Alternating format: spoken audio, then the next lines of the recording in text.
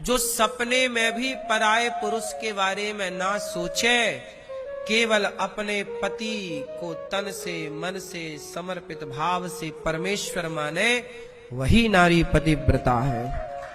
जो दूसरे पुरुष का सपने में भी चिंतन ना करे। और आजकल के जब से छोरा छोरियों ने ये गाना सुना है, ताकते रहते तुझको, तब से सब ताक ही रहे हैं एक दूसरे को, है ना।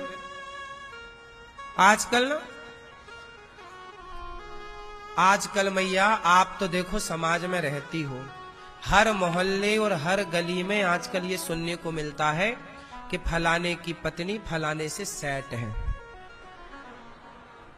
और फलाने का आदमी फलानी से सेट है। ये आए दिन सुनने को मिलता है कि नहीं? बोलो हाँ कि ना।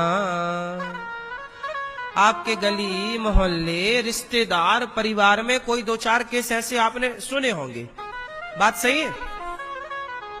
अब आप समझ लो कि हंडी का एक ही तो चावल दबा के देखा जाता है ना। एक चावल दबा दिया, समझ लो पूरे चावल पक गए, सारे थोड़ी दबाए जाएंगे। तो अपने आसपास की घटनाओं को देख के पता लगता है कि समाज की मानसिकता आज कैसी है। स्त्रियों को क्या हो गया, अपने बच्चों को छोड़कर, अच्छे खासे पति को छोड़कर पराये पुरुष के संग भाग जाती हैं। हाँ या ना? फिर और पुरुष भी ऐसे हैं। आजकल महिलाएं परेशान है, महाराज जी हमारे पति का पड़ोसन के साथ चक्कर चल रहा है, बेचारी किससे रोए किससे कहें क्या कहें। सब परेशान है आजकल, ये सब घर घर की कहानी है आजकल ये। बोलो हाँ कि ना। इसलिए कहता हूं कि हर घर परेशान है तो पूरा देश परेशान है। और परेशानी से मुक्ति चाहते हो तो अपनी लड़की को, अपने लड़कों को, अपने आप को चरित्रवान बनाओ। चरित्र। आजकल के लड़का लड़की लिव इन में रह रहे हैं। किस में रह रहे हैं? लिव इन में। शादी वादी करते नहीं। शादी के पहली 18 साल का लड़का 18 साल 16 साल की लड़की के संग लिव इन में रह रहा है। बोलो हाँ। लिव इन चल रहा है, इलू इलू खेल रहे हैं रोज। इसलिए कहता हूं इन बच्चों को इस गंदगी से बचाओ। यदि ये लिव इन से लौटेंगे तो फिर इनका ब्याह करोगे ना, साल भर इनकी शादियां ना टिकेंगी, क्योंकि 17 जगह मुंह मारने की आदत हो चुकी है पहले ही। जो 17 जगह पहले ही मुंह मारने की आदत हो गई है तो फिर एक के साथ बंध कर थोड़ी रह सकते हैं, चाहे वो लड़की हो चाहे वो। बात सही है कि गलत है? आज तलाक क्यों हो रहे हैं? क्योंकि सबको लिव इन का स्वाद लग गया है ना।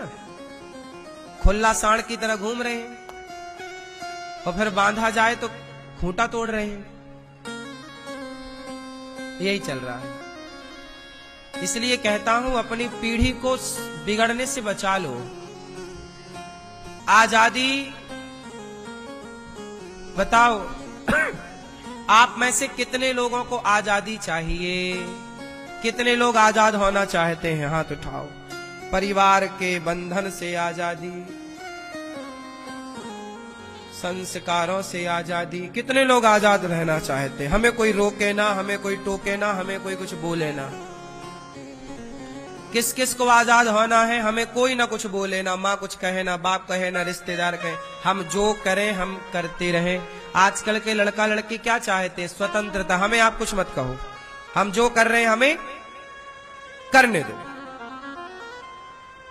अब बताओ आजादी किस किस को चाहिए ऐसी? हमें कोई कुछ ना बोले। किस किस को चाहिए? हाथ उठाओ।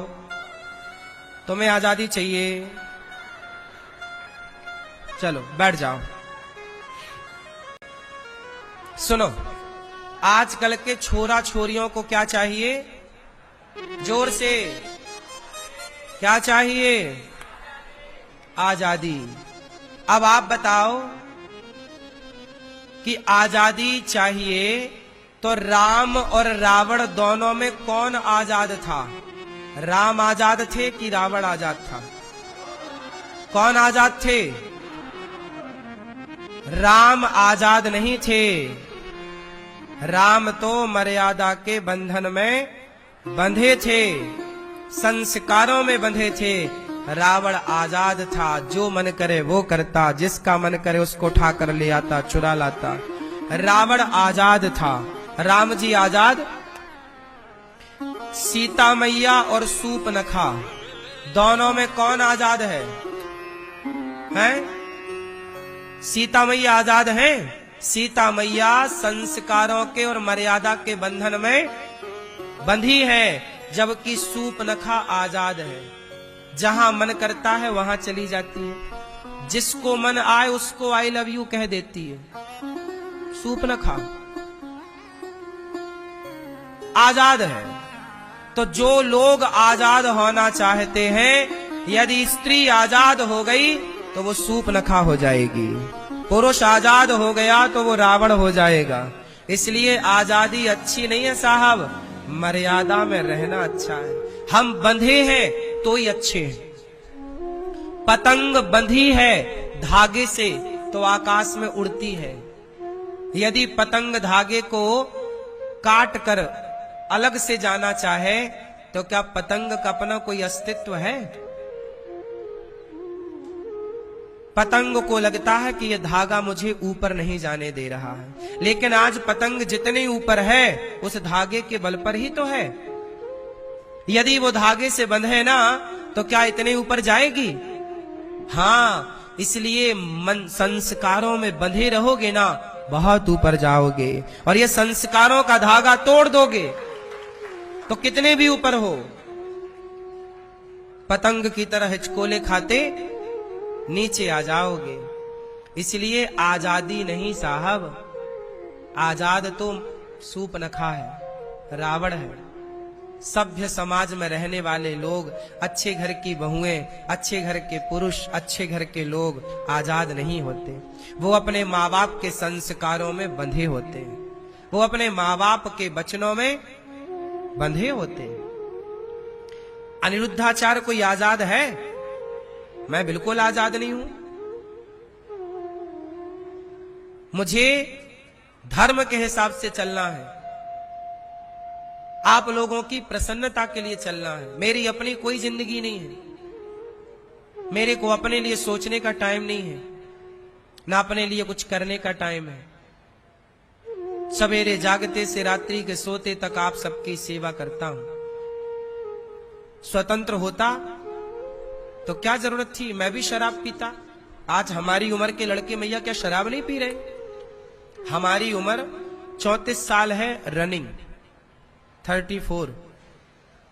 34 साल की आयु में हम हमारी उम्र के 34 साल के लड़कों को देख लो, शराब पी रहे हैं और क्या क्या शौक रख रहे हैं, किस तरफ जा रहे हैं आप सबसे छिपा नहीं है। पर हम उन लड़कों की तरह आजाद नहीं है।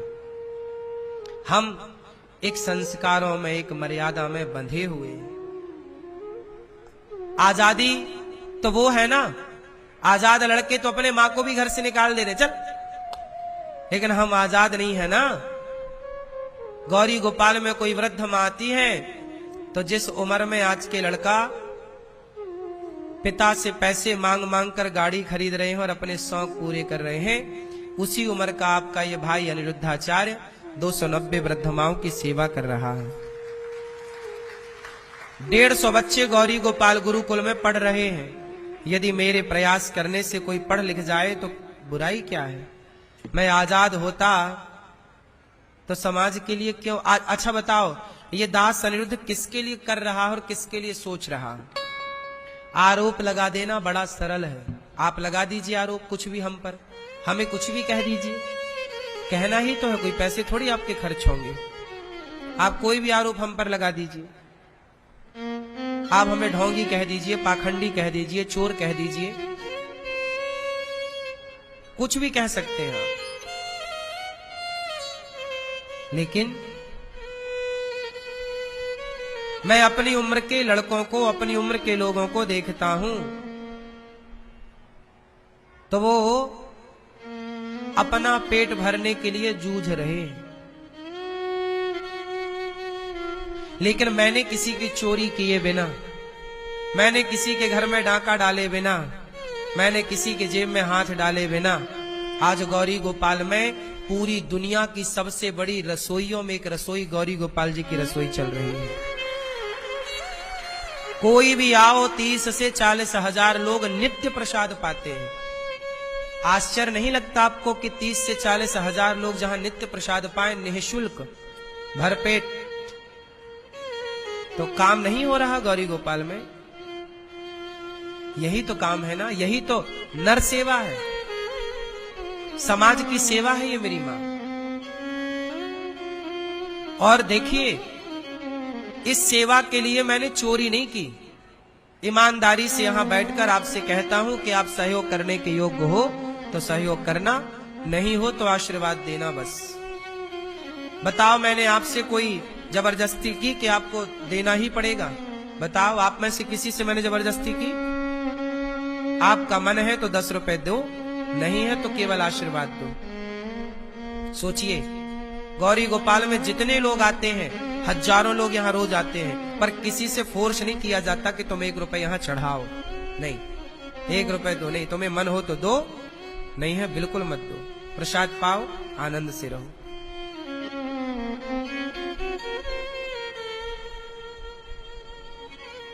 जिस उम्र में आप लोग गलत रास्ता पकड़ लेते हैं, उस उम्र में सही रास्ता भी पकड़ा जा सकता है। इसका उदाहरण ये गौरी गोपाल और ये दास अनिरुद्ध है। आप सीखना चाहें तो बहुत कुछ सीख सकते हैं, और नहीं सीखना चाहें तो फिर कोई आपको ब्रह्मा नहीं सिखा सकते, फिर तो आपको कोई नहीं सिखा सकता।